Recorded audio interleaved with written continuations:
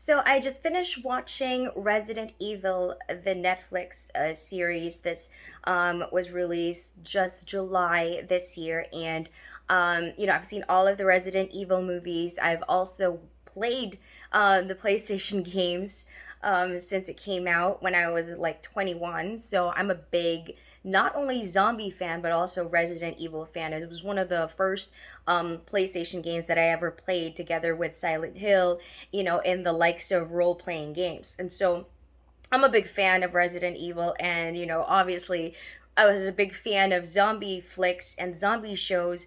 To find a Resident Evil series was amazing. But, I try to keep my expectations to a minimum because I don't usually like being disappointed if I like amp it up so high and my expectations are so great and then I get disappointed. So, I came in there thinking, oh, it might be good to like reminisce on Resident Evil and just kind of, watch it while I do some paint by numbers project.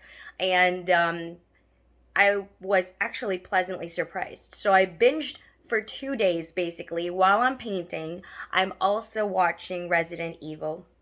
And I love the fact that it jumps from one timeline to the next. So it's spoiler alert. If you want to go in there without knowing about anything, then tune out now. But if you've seen the series and you'd like somebody else's opinion on it, well, this is why I liked it. Number one is because it didn't make it so bleak, because with a lot of these apocalyptic zombie films, it can get a little bit depressing. Like there was a time that Walking Dead was super depressing. So jumping from present day bleak timeline of zombie apocalypse to the previous like 10 years ago or so um timeline where it was like the prequel or the pre-apocalyptic era where everything's still pretty normal.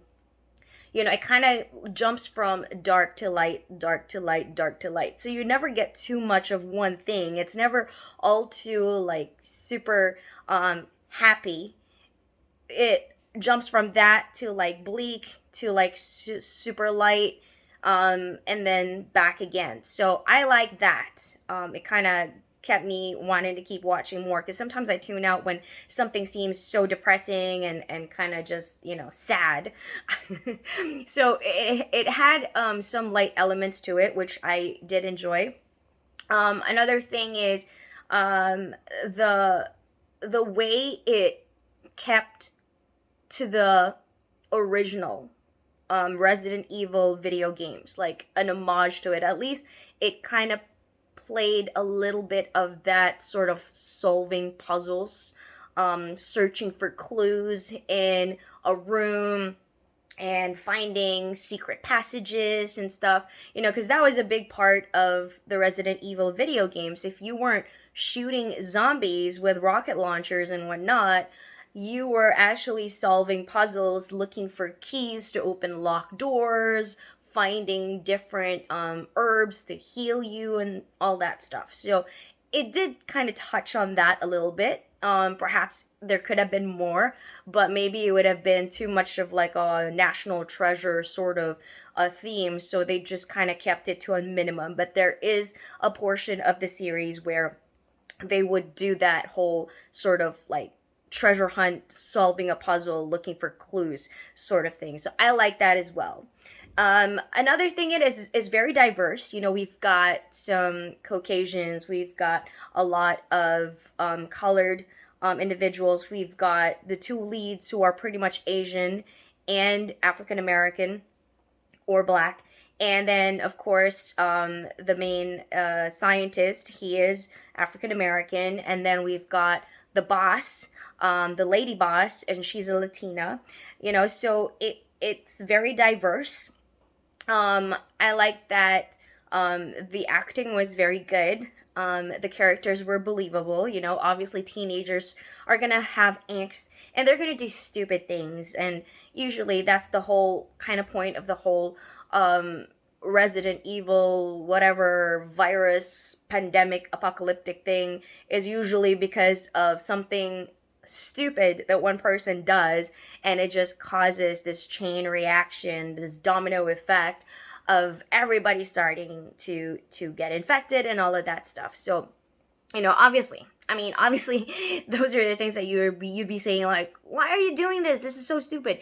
But they have to do those stupid things for something to not work right. Otherwise, it'll just all be like happy the entire time. There's no dilemma, there's no problem. So to create the problem, somebody has to do something stupid and shallow and whatnot, and for the wrong reasons, well intended, but it results in something really bad. So there are certain areas that this happens in the movie. So a lot of you might get a little bit ticked off with that, but it has to happen for it to have a problem that needs a resolution. Hence, an interesting storyline. So, yeah, I did like Resident Evil, the Netflix series, a lot. Actually, if you can compare it to the movies were more action packed.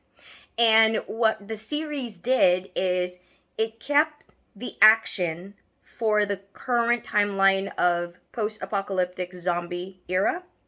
And then the more drama, sort of comedy, light backstory for when the characters were still teenagers, kind of telling the story of how it all began.